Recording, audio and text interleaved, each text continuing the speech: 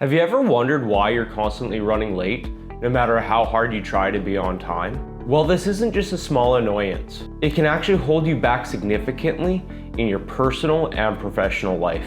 In today's video, we're going to find out how you can make a few simple changes to drastically improve your time management skills. Welcome back to Peak Life, where we journey together to design, build, and live our own peak life. Today we're diving into why you might struggle with getting assignments done on time, your punctuality, and how some time management skills can turn your life around. You see, being late isn't just about time. It's a complex barrier that impacts your productivity, your relationships, and your overall career success. This is something that I've struggled with both myself and through my family. My dad was someone who, if you're not early, you're late, and my mom was someone that was always like, when you get there, you get there. I work with some people who arrive always right on the nick of time, some people who are constantly late on their assignments, and some people who are always early and done ahead of time. From my own experience and observing others, I truly think that poor time management skills can be a silent killer in your career.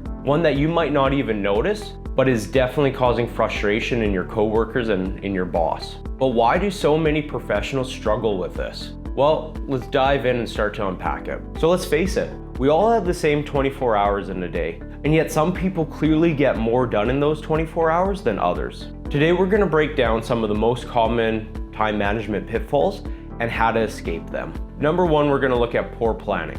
Number two, we're gonna look at time blindness. Number three, we're gonna look at the best case estimate.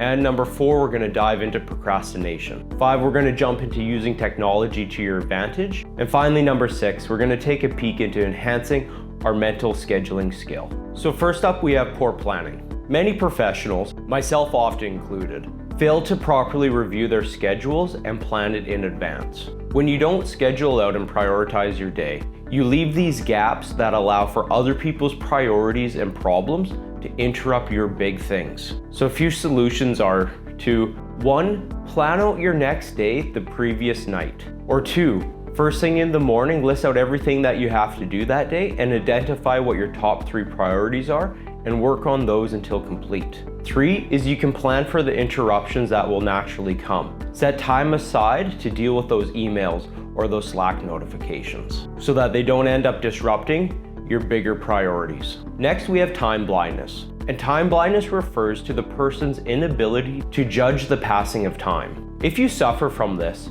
you can think that you still have another half an hour to complete a project, but really, that time's already up. You can think you still have lots of time to get ready and leave for the day, but it's already time for you to get in the car and start driving. One solution that I've seen is quite successful is to use multiple alarms throughout the day. Alarms to signify when you have to start doing an activity. So instead of just setting a morning alarm when you have to wake up, you can also set an alarm when you have to start getting ready and when you have to get into the car to start driving to work. This reduces the amount of time awareness that you have to keep in your head and instead allows you to create a system so that your phone alarms you when it's time to move on to that next task. This also works for things like your break or your lunch or when it's time to start getting ready for bed. Next, we have best case time estimates. What this means is oftentimes we think how long a task will take or how long our commute will take is that it's equal to the best time that we've ever performed that task or commute. For example, if you commuted to work one day and it took you 30 minutes, you will now forever think that your commute takes 30 minutes, even though in reality, it's often 30 to 45 minutes,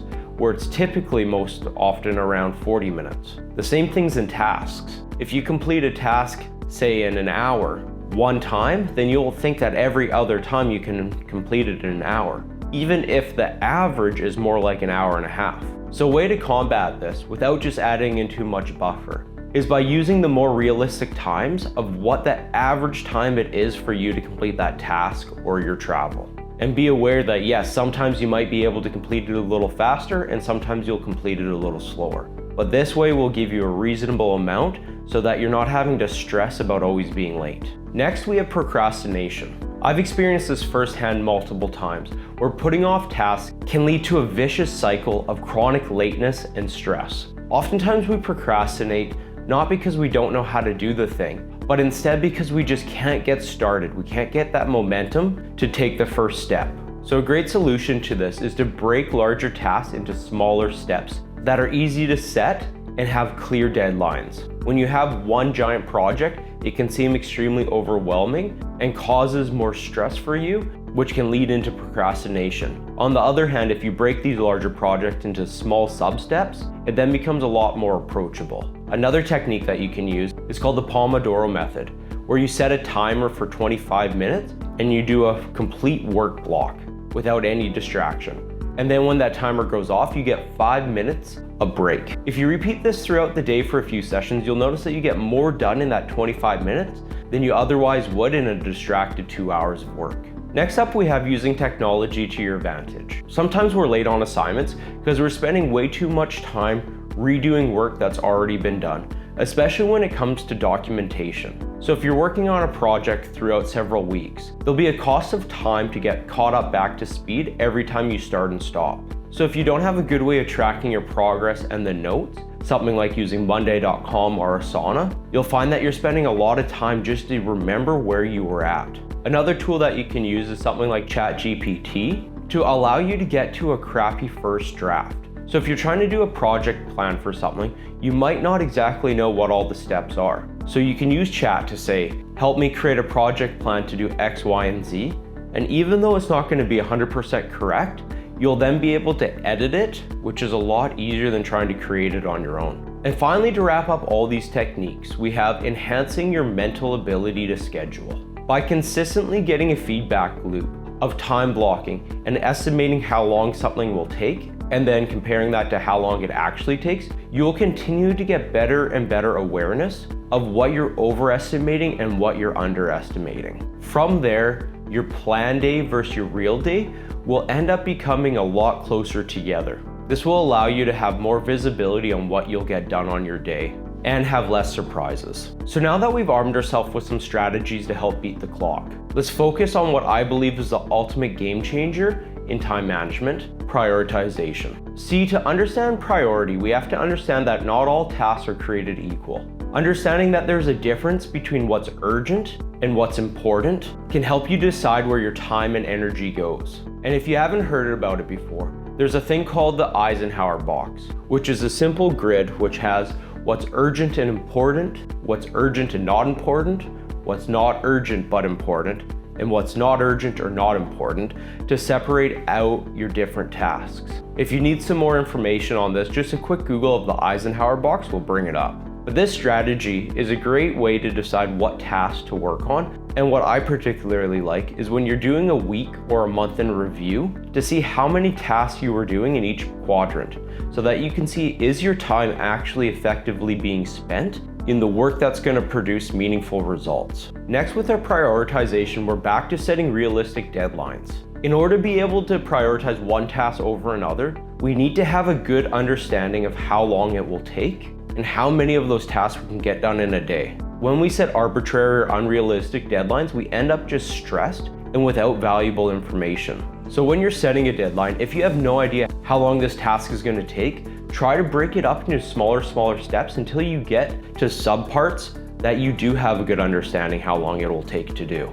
And include all the different details of what potential setbacks you need, what information you need to gather, and if you're going to have to send this over to someone else for their insights. And finally, with prioritization, we have to learn how to say no. Every time that we say yes to something is subconsciously saying no to something else. We only have so much capacity, so much time, so much focus, and so much energy to expend every day. So if we don't say no, we won't be able to prioritize what's important. I've noticed in my organization that there's a large tendency for the squeaky wheel to get the grease, as they say. But as managers, as leaders, as professionals, we have to be able to separate what's just squeaking with what's important. So just because someone asks that they need help doesn't mean that that's the best use of the company time. A great way to be able to say no gracefully is to not just flat out refuse to help someone, but to instead point them to another resource where they can get help. Maybe this is an info section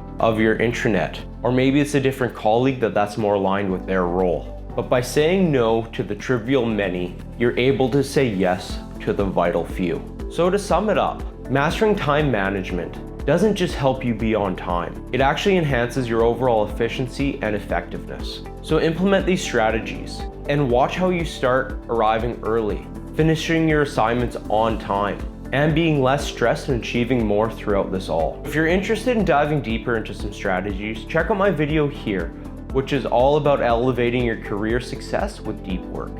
Thanks so much, and if you enjoyed this video, please consider subscribing so that you can continue to be up to date with my content. Thank you, and we will see you in the next one.